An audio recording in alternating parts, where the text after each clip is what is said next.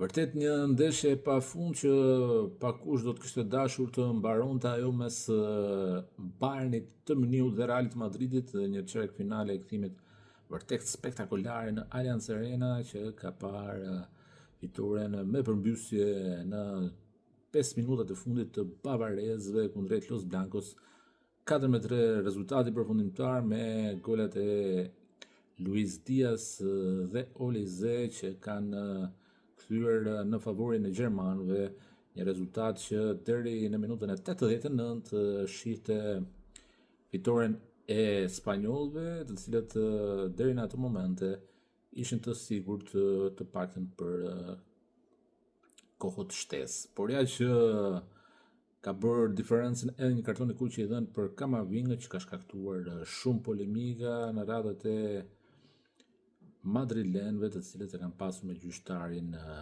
Vincic. Por si përfundim gjithçka pra ka shkuar në favorin e bavarezëve, të cilët janë për herë të 14 në gjysmëfinalet e UEFA Champions League, ndërkohë që nga ana tjetër Los Blancos, 15 herë kampionët e Europës, janë eliminuar në çerek finale për vitin e dytë radhësi. Bayerni tashmë do të ndeshet në një gjysmëfinale të datës 28 prill, fillimisht në Parc des Princes me Paris Saint-Germain, kampionët e Europës në fuqi, të cilët në fakt gjermanët i mundën në nëntorin e 2025-s gjatë një ndeshje të luajtur për fazën e ligës. 1-2 përfundonte atëherë me një dopjet të Luis Suarez për kampionët e Gjermanisë. Gjithsesi, kësaj radhe do të jetë një sfidë dyfisht, fillimisht në Francë, më pas në Gjermani, dhe do të jetë me siguri një tjetër histori e gjitha për të shkruar. Nga ana tjetër, gjysmëfinalja e një ditë më pas, ajo e 29 prill, do të jetë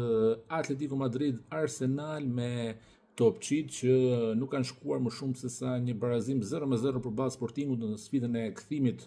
të çerek finaleve, por kaq ka mjaftuar për të besuarit e Artetas që të vazhdojnë rrugëtimin e tyre drejt gjysmëfinaleve, përderisa kishin fituar takimin e parë 0-1. Një Atletico Arsenal pra që rikthehet dhe ajo pas zhvillimit në fazën e ligës, atëherë fitonin anglezët 4-0, por me siguri që kësaj radhe nuk do të jetë njëjta gjë, përderisa Atletico ka fituar mjaft besim